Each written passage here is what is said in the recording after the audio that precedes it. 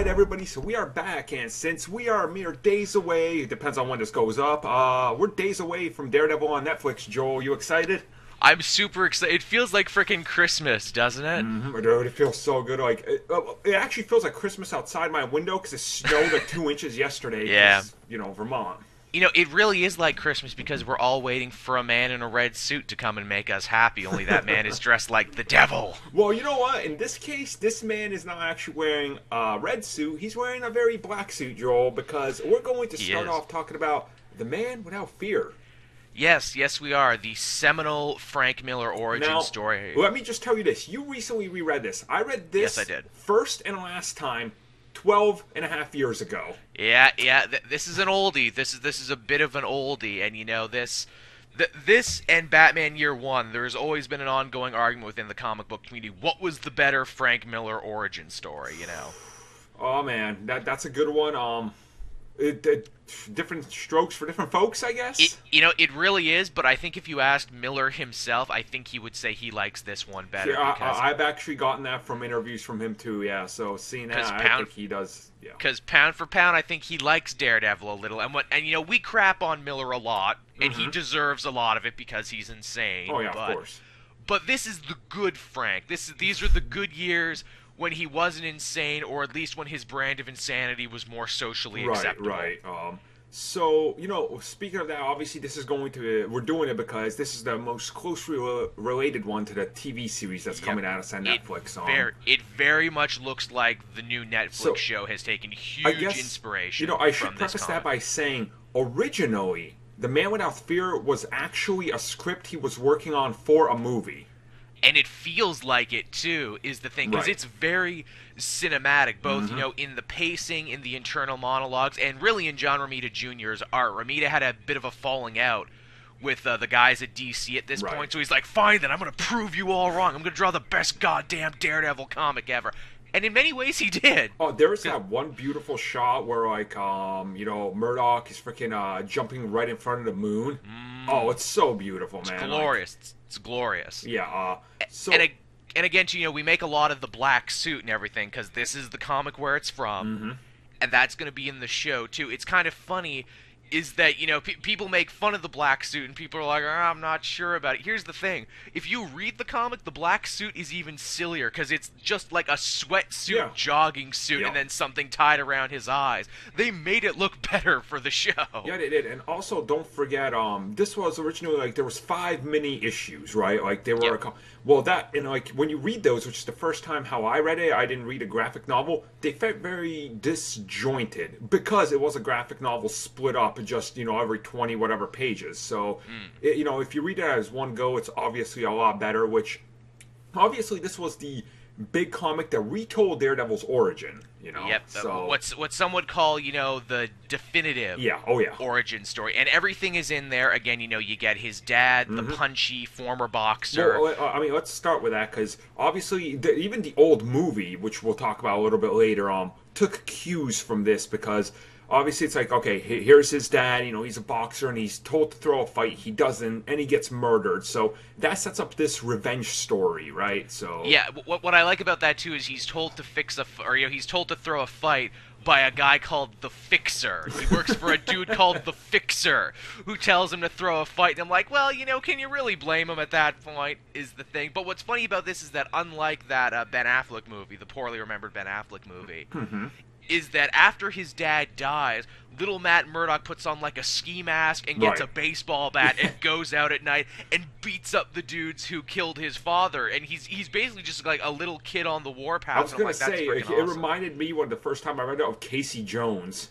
Yeah, oh my God, he's Casey. He's totally. Which is the great connection because originally, remember, the same mutagen that transforms Matt Murdock transforms the turtle. So there's a nice little connection there. Because Ninja Turtles is actually Eastman and Lair's reaction / parody to the popularity of Frank Miller's Daredevil. Right, because the foot is making fun of the hand from Daredevil. So of the hand, everything connects. And speaking of the hand, the one thing this comic had that obviously the Affleck movie didn't have is we have Stick, the blind ninja sensei who teaches Matt Murdock to master himself and master his abilities. And what I like about that is that he's training him even while his dad is still alive. Right. And I think which is a nice touch. And it's very important that the series, I think, is actually going to include that element of the character, you know? Yep, he's the big sensei guy and everything. Played by Scott Glenn, which I think is cool. Right, and now there's one thing that I actually really want to talk about. This series and a comic, obviously, it takes place in Hell's Kitchen. Now, when you go to Hell's Kitchen today, it's 100% cleaner than what it was back when this comic came out, right? It's Clinton now. They don't even call it Hell's Kitchen anymore. But it's Hell's Kitchen because that's what we know it as. That's what when I book my hotel for New York Comic Con, it's Hell's Kitchen.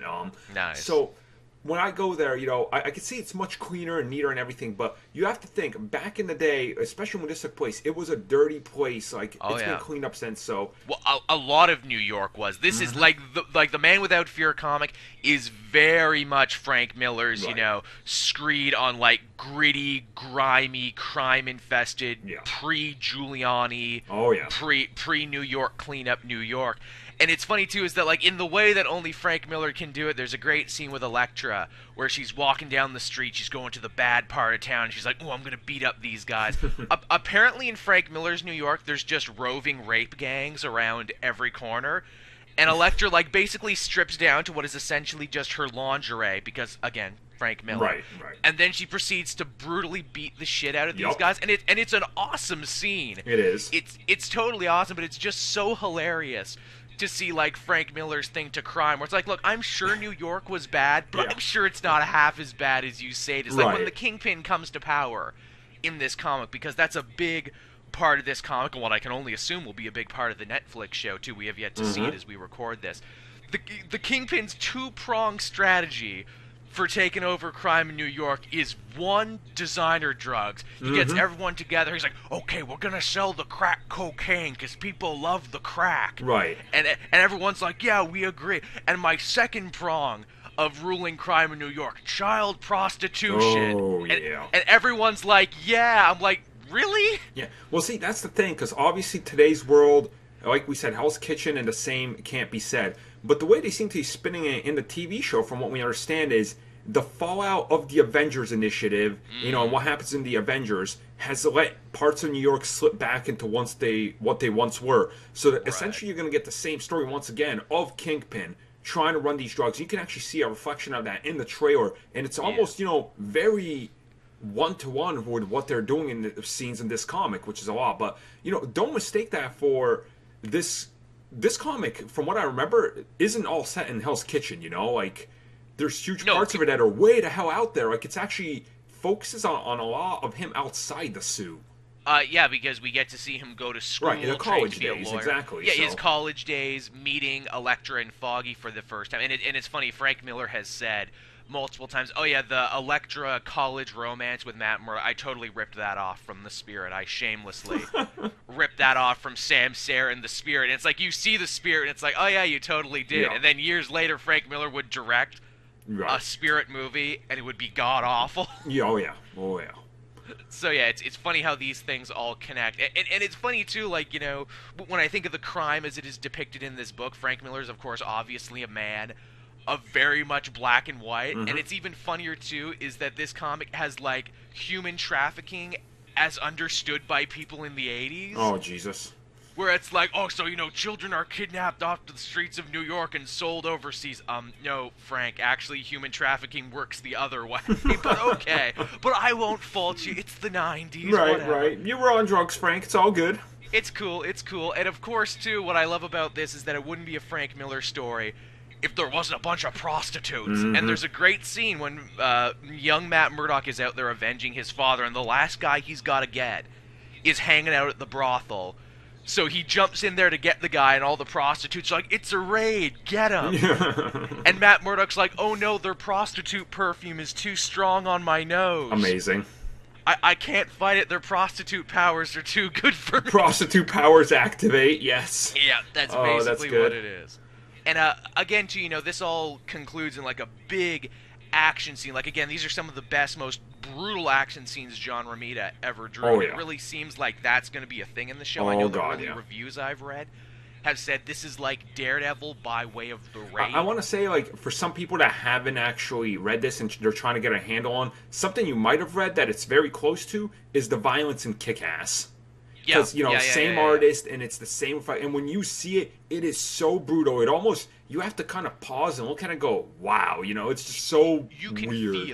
You can feel the bones crack. Oh, yeah. Like, there's a thing, I think it's the end where, he's duking it out with this dude named Lark. And Lark is hilarious because Lark is a character who you think would have so much more going on, but his, like, Marvel wiki page is only 2 sentences long. Yeah. He was raised by the Kingpin in the ways of violence to be his right hand, and when he fights it out with Daredevil, it's, all crazy. And actually, spoiler alert, everyone, but Daredevil actually ends up killing him in the fight by accident. It's Lark shoots him, and then Daredevil, being a ninja badass, hits the bullet back at him with his billy club. Right. I don't know how that works, but he does it. Yeah. So, with that out of the way, pretty much we summed up the story, the big points without spoiling everything for you. If you're interested, in the Daredevil Netflix series, you want to see where it comes from, you can definitely check that out. You can buy them everywhere. Every bookstore that carries graphic novels sells The Man Without Fear. Yeah, it's often always put on the list of, like, the best origin stories and, like, the best graphic novels, and deservedly so. I mean, it's very much of the time it was written, and a lot of it carries, this sort of, like, oh, we know better now from the 80s, but right. That's why I'm excited for the Netflix show, because it's going to take what I assume is going to take what worked so well about this origin story and update it for modern times. Exactly. So, with that in mind, we're going to end this part talking about just The Man Without Fear, and, continue on. Hey guys, Joel here reminding you that this video was made possible thanks to our many great patrons. If you want to become a patron and get exclusive comic book cast content, then click the Patreon link below and see how you can help us bring you the content you've come to love. Every little bit helps, and thanks for listening.